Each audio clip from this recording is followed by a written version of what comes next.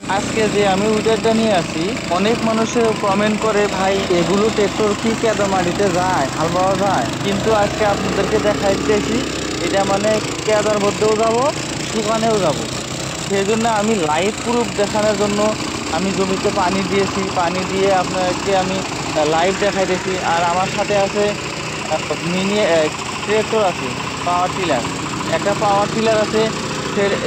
সেই পাওয়ার টিলারের সাথে আমি মানে কম্পিটিশনে আমি দেখেন হাল বাইয়া দেখাইতেছি, কোনটা আগে যায়, কোনটার স্পিড বেশি।